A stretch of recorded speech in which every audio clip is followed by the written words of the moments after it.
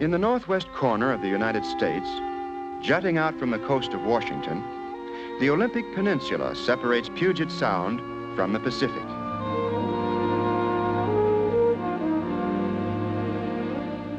Skirting its coastline, a modern highway joins together settlements of every size, from tiny logging camps to thriving cities. Across the Sound lies Seattle, while the surrounding waters are the shipping lanes that carry commerce to the Orient. But despite the bustling activity on all sides, the primitive heart of the peninsula remains untouched by civilization. Here in this vast virgin wilderness live the Olympic elk.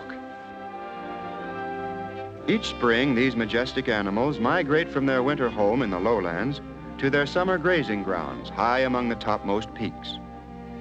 In this long and arduous journey lies another true-life adventure. The Olympic Range is as rugged as any in the world. Glaciers fill these alpine basins with permanent ice, while the surrounding peaks, crowned by Mount Olympus, form a barrier against the clouds that drift in from the sea.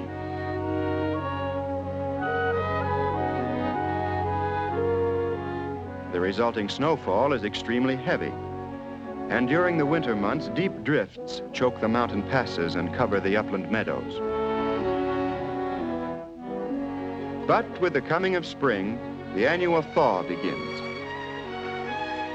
By late May, the air is filled with the sound of rushing water.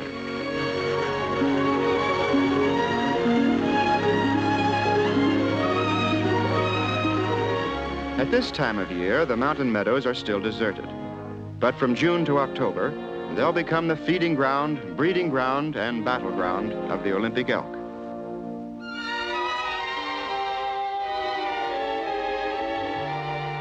Meanwhile, the herd is still in winter quarters in the cloud-filled lowlands.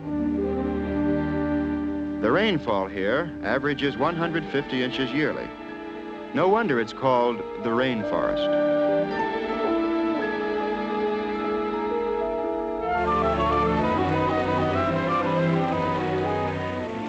Of course, with so much water, everything grows in profusion. Moss is everywhere.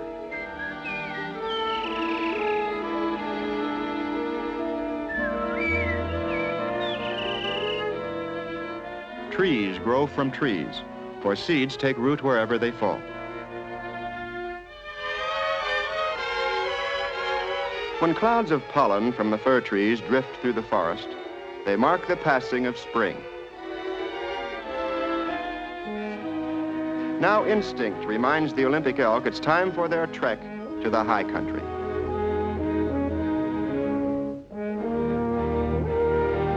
Their departure always follows the same pattern. The bulls are the first to leave, usually about 2 weeks before the others.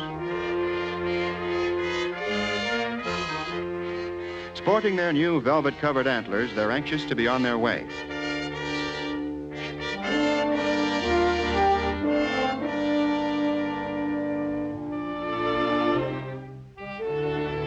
The cows must delay their departure until the new calves are strong enough for the strenuous climb.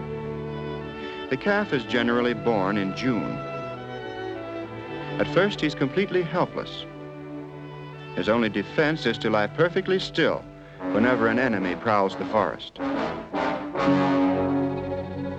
His spotted coat helps him blend into his surroundings, but sometimes camouflage isn't enough. This time, the bear is coming much too close. A pair of kindly neighbors sound a warning. Mother rushes to the rescue. Deliberately, she draws the bear's attention to herself and leads him off on a false trail.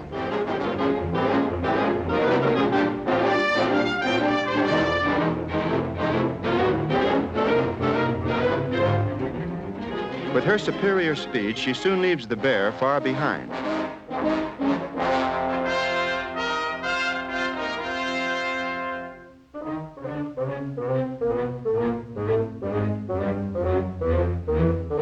And when he finally gives up the hopeless chase, she returns by a different route. But of course, one can't always depend on Mother.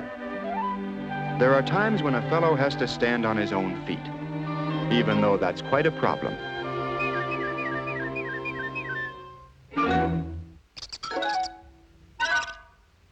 In a matter of days, these wobbly little legs must be ready for the long, grueling trek.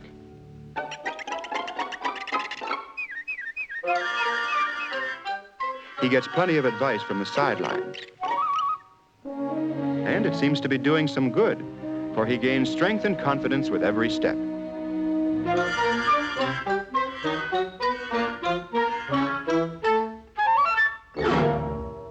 Well, almost every step.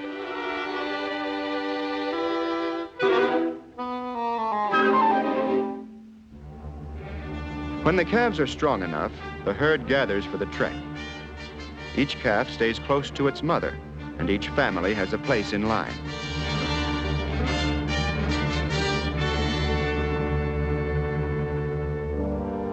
The march begins, and the calves soon learn they must keep the pace.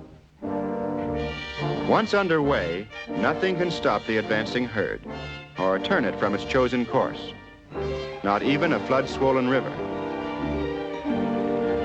Here, the youngsters are strictly on their own, and often in fording these swift glacier-fed streams, tragic accidents occur. But this time, the crossing is safely made, and without pausing to rest, the herd reforms and pushes on.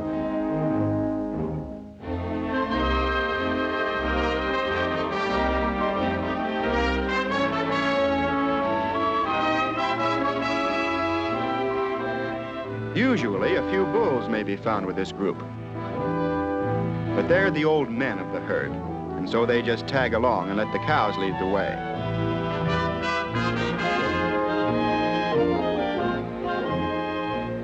Altogether, the journey takes about a month, and the calves stand up remarkably well, as the herd meets and surmounts one obstacle after another. Quick meals are taken along the way, but pauses are brief, and the overall pace never slackens.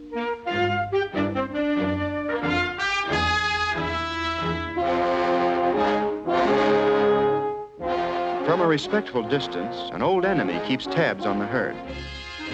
The footing on these rock slides is treacherous, and there's always a chance one of the youngsters will break a leg and be left behind.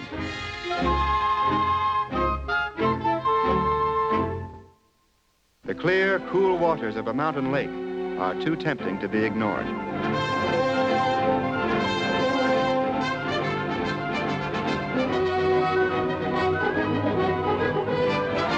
For one refreshing moment, all the hardships of the journey are forgotten. For most of the herd, the bath is just a splash and a dip. But here's one lady who's determined to make a thorough job of it.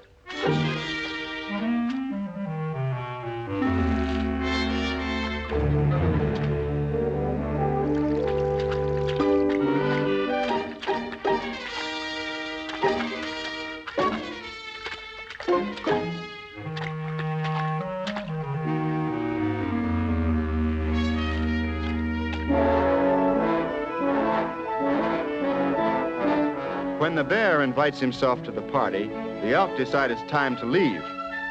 And so he soon has the pool all to himself.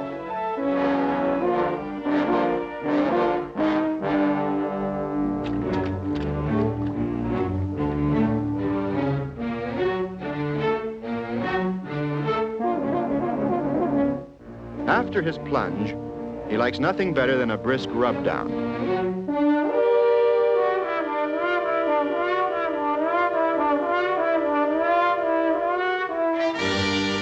Each year, the elk must find a new route to their mountain meadows. It's no easy task, for across this raw and rugged wilderness, there are no game trails, not even a footpath. Only the mountain goat is entirely at home. The calf would like to make friends with this shaggy stranger in white, but the goat is much too shy. He's not interested in even a passing acquaintance.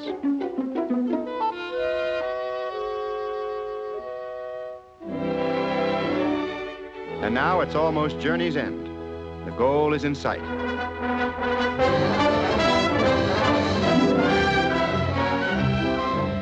With the long trek over, the herd finds a new burst of energy. Mothers and youngsters alike scamper gaily across the snowfield.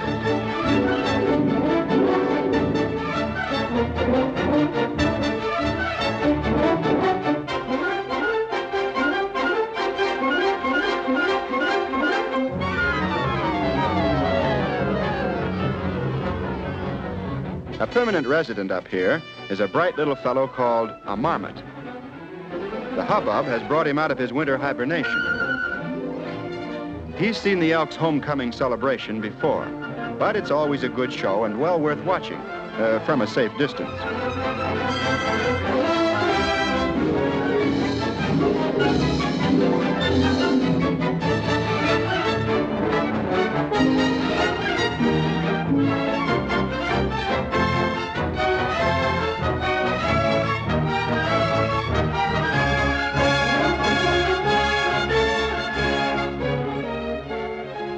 The adults are the first to slow down.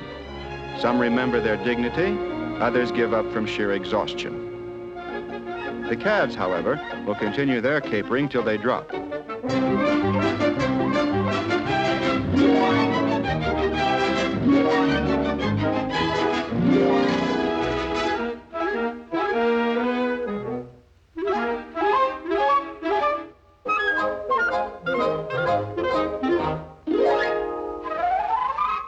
Eventually, even the youngsters are ready to call it a day. But then Mother gets her second wind, and the sport begins all over again.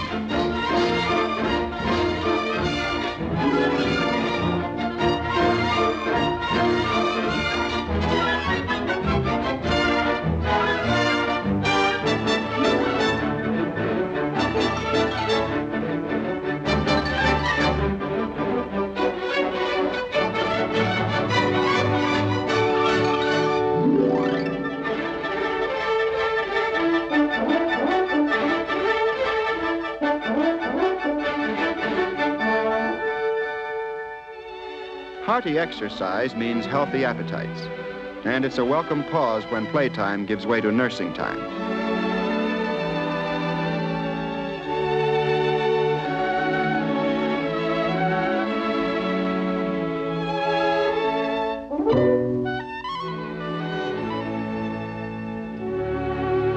Strangely enough, this alpine country is a wonderland of wildflowers, and they grow in the most unexpected places.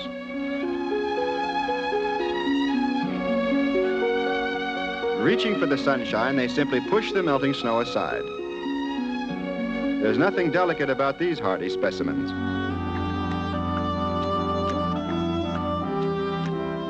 They thrive on ice water and sub-freezing temperatures. Some even persist in blooming beneath the frigid waters of the mountain streams.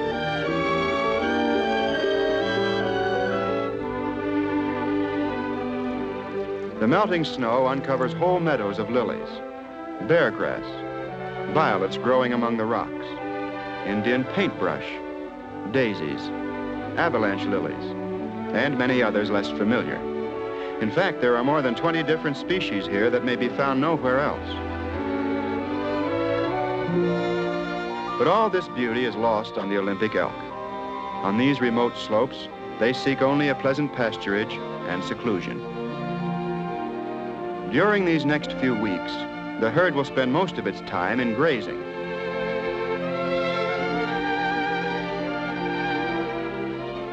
Between meals, some of the cows find relief from the summer's heat on the snow patches that still remain in the protected basins. Meanwhile, in their bachelor's quarters along the high ridges, the bull elk have preferred to keep their own company. Even the arrival of the cows and calves has left them quite undisturbed. There's plenty of grass and water here, and for the moment at least, they're completely satisfied.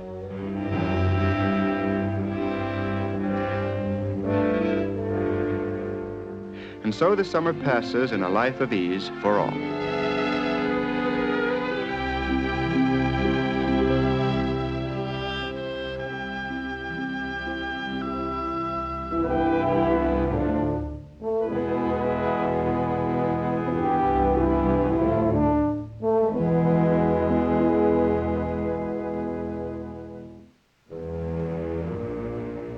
With the approach of autumn, the tranquil scene changes.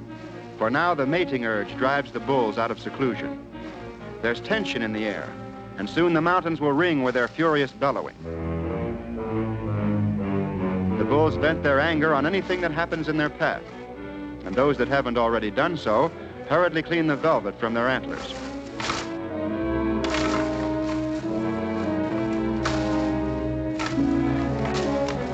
These are the weapons that will decide the grim battles of the mating season. They're solid bone and needle sharp.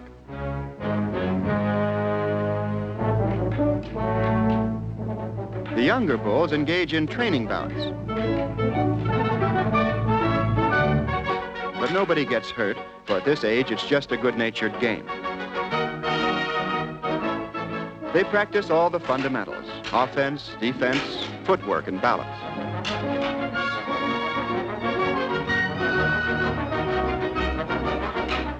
The sound of battle attracts spectators. To the marmots, this looks like great sport. So they decide to have a go at each other, too.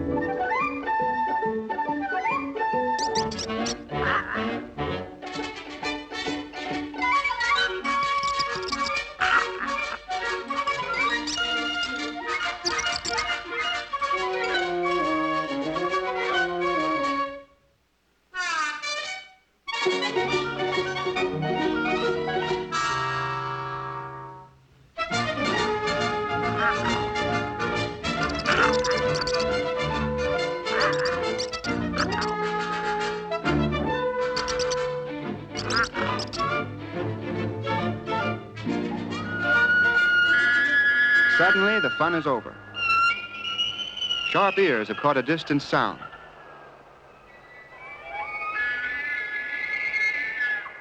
Spine tingling, eerie. The wild bugling of the Olympic elk.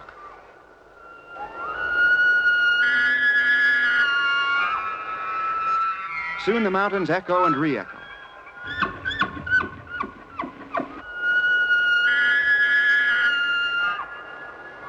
Bulls everywhere pick up the challenge and hurl back their defiance.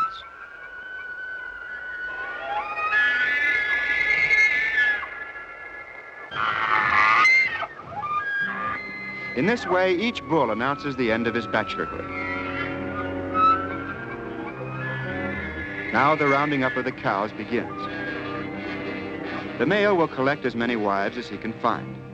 Then it becomes a problem of keeping them together and under his control. He will start with 2 or 3, but will try to increase the number to a dozen or more. In his skirmishes with other bulls, he may acquire a whole new batch or lose those he already has.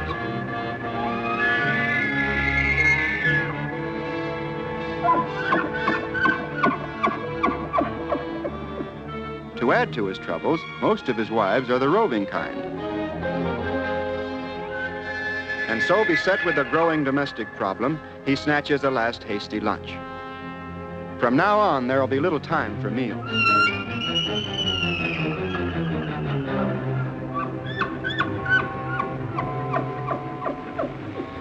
This bull has collected the largest harem of all, and so far he's holding his own.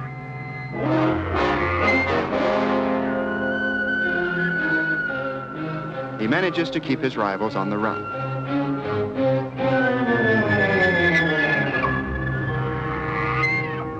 And at the same time, he skillfully maneuvers his new harem to a nearby snow patch.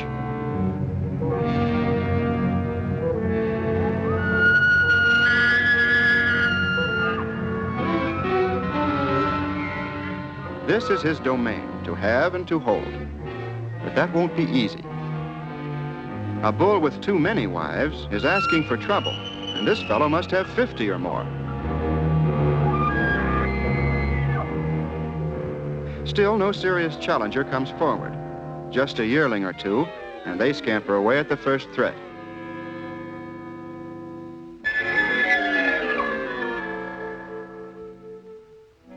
But now, around the fringe of his snow patch, other challengers begin to gather. These outriders range from ambitious youngsters to seasoned veterans. They have one thing in common. All are without wives.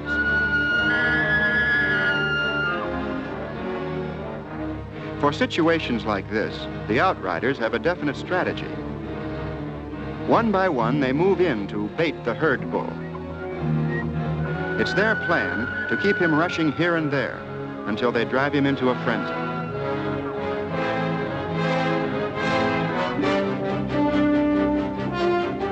The lord of the snow patch has a strategy too, one of bluff and bluster. He's hoping desperately to get rid of his tormentors without being forced into actual combat. If he leaves his harem unprotected, all is lost, and he knows it. The wiser heads among the outriders aren't looking for a finish fight either.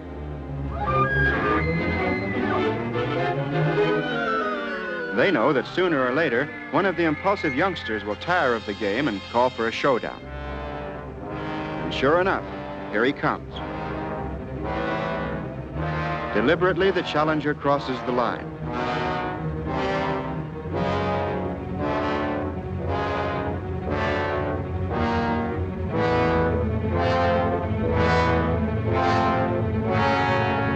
The herd bull, realizing his bluff has been called, moves in.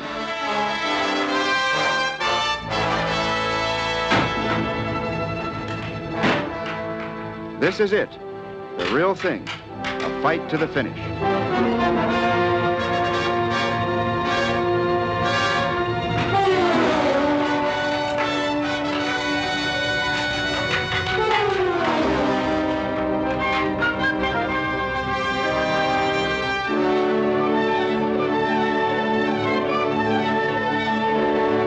Among the outriders, there's complete satisfaction. It's all according to plan. This is what they've been waiting for. The herd bull is determined to finish this upstart quickly and get back to his unprotected wives. But it's already too late. The opportunists are beginning to move in.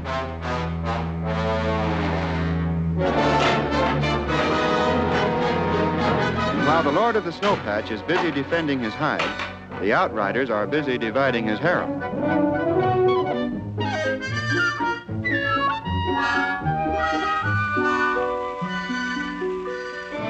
It's a gallant battle, a youngster's strength against a veteran's skill.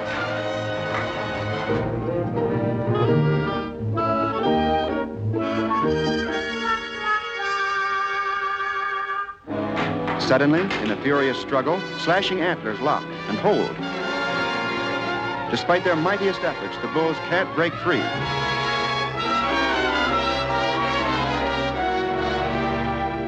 For the hapless warriors, it's a desperate situation. But for the departing harem, it's not worth even a backward glance.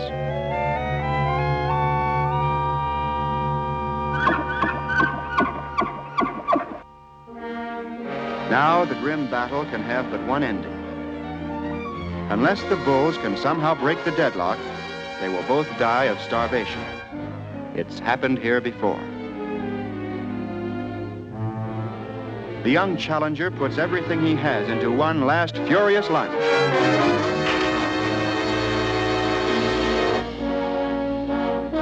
Youth and stamina claim the victory. Exit the vanquished. Sadder, wiser, and firmly resolved that in the future he'll be satisfied with fewer wives. The new champion learns his lesson too. Mournfully, he surveys an empty snow patch and discovers that if valor wins the victories, discretion wins the wives. But he'll have no second chance, at least not this season, for now winter takes possession of the high country. With the excitement of the mating season over, the herd begins the long trek back to winter quarters in the lowlands.